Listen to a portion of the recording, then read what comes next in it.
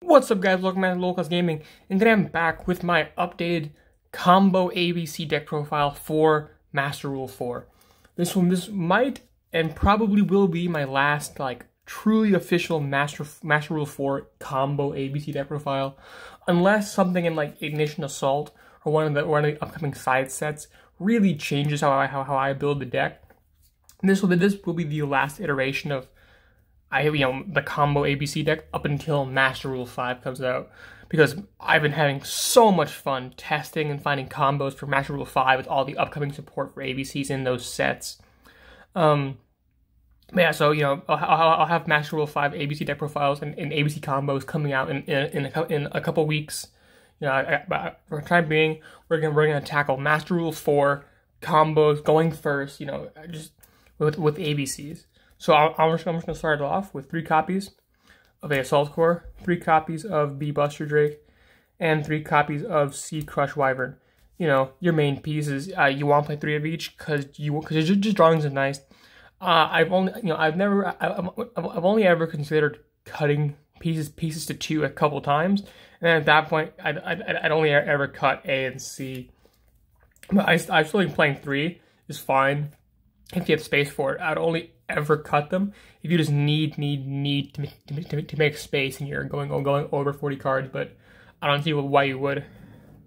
Next we're gonna back up our pieces with our 1 copy of Heavy Mech Support Armor. Card's incredible. You guys have seen its combo potential numerous times. Card's just so good. Yeah, so then after our unit monsters, we're gonna have 3 copies of Galaxy Soldier. This card, absolutely incredible for making Cyber Dragon Infinity. Discarding your pieces to the graveyard has a lot of combo potential. And come Union Carrier, this card will be insane as a carrier, and Photon Orbital. Next up, we have our 3 copies of Solar Windjammer. If you guys saw my ABC combo video, you guys saw the combo that Solar Windjammer had with Symphonic Warrior mics to make River Stormer and do all that stuff to still make Dragon Buster. So I'm playing that combo in this deck because once you get extra access to Hanger equals more Dragon Busters more often, which is always a good thing to have. So yeah, I'm playing Windjammer. Also, it can help you make Infinity. Next up, we have 3 copies of Symphonic Warrior Guitar with our 1 copy of Symphonic Warrior mics. I still think only 1 mic is good. We'll see how that changes going into Master Rule 5. But I've always liked 1 mics. I think one mic is fine. I don't draw it enough to warrant playing 2 or play a Synthesis. See, I don't like playing 2 mics. If I was ever scared of drawing mics, I would just play Symphonic Warrior Synthesis. That's just my opinion. Then next up we have our 1 copy of Planet Pathfinder. I actually don't own a Planet Pathfinder, shockingly enough. I'm getting one next weekend from a friend at my locals. But, you are playing your 1 Planet Pathfinder for your River Stormer combo. Please do not play 3 Planet Pathfinder. You're searching it out with a River Stormer. You don't need to play more than 1. The card's really a bad...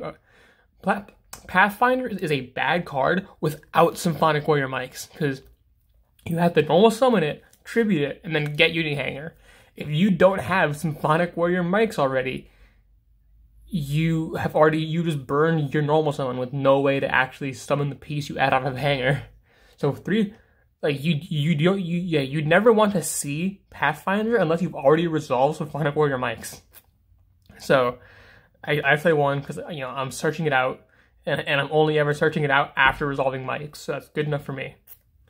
And with 3 guitar and 3 Windjammer, you see that combo often enough. Now next up, I'm playing some cards that I played a bit at ABC back in July of last year, but I haven't touched them much since.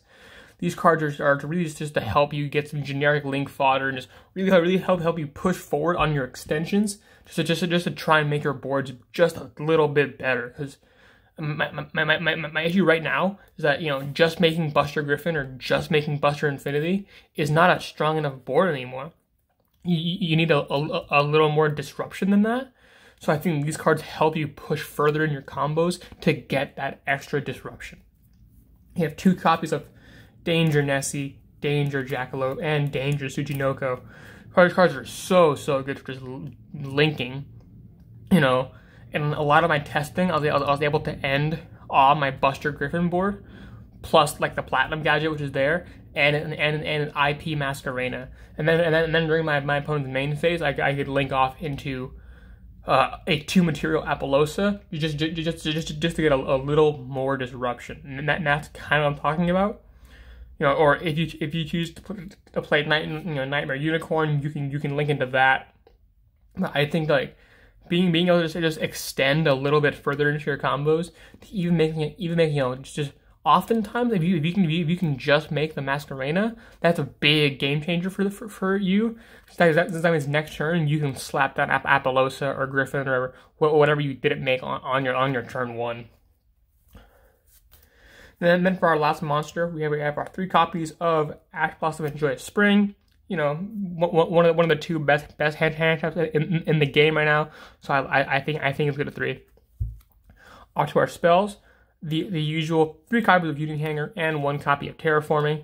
You want to see Hanger as often as possible. That's why you're playing 4 Hangers, your Pathfinder, and your River Stormer combo. Then you have 3 copies of Call by the Grave.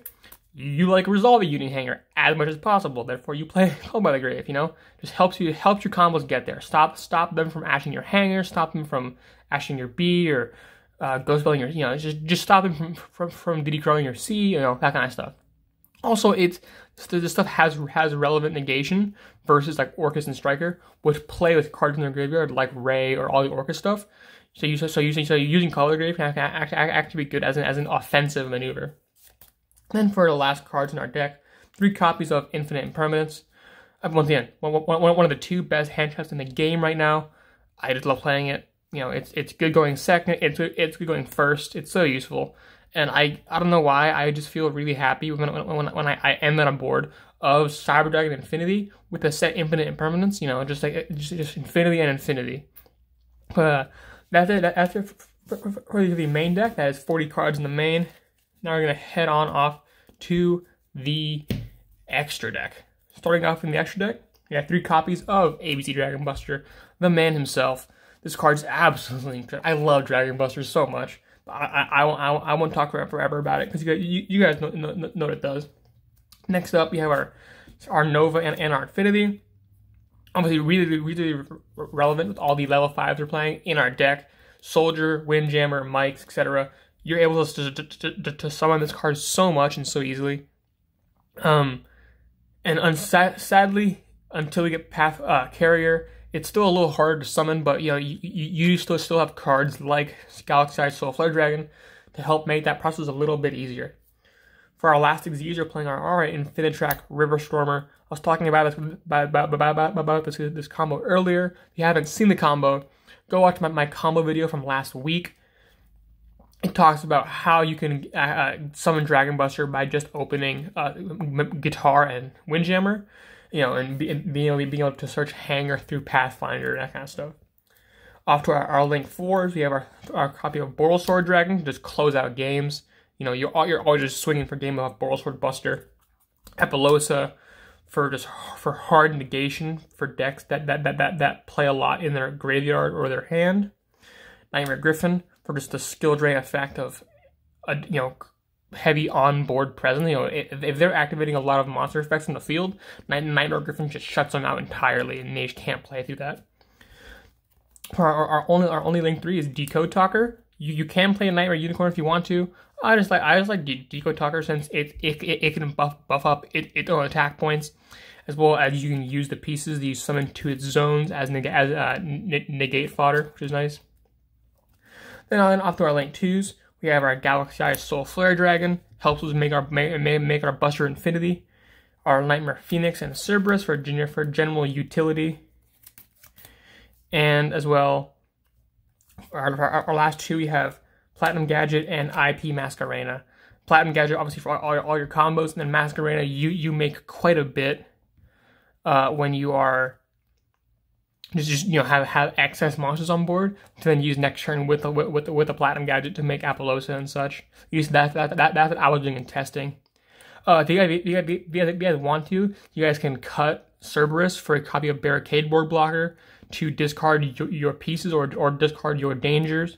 I was testing that for a while, but I ended up just deciding it wasn't that worth it, and I'd oftentimes come up in a scenario in test matches on Dueling Book where I would really wish I had the Cerberus to pop one of their monsters. But there's my extra deck in its entirety.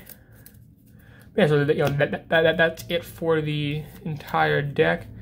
Like I said, this is probably my last combo deck profile for Master Rule 4. At this point, I'm just testing and waiting on Master Rule 5 to drop. But if you guys like this deck, be sure to drop a like and let me know in the comments down below what changes you guys would make or what you guys like most about this deck. If you guys like my content and want to see more of it, hit that subscribe button. And without further ado, I'd like to thank you for watching. I'll see you all next time.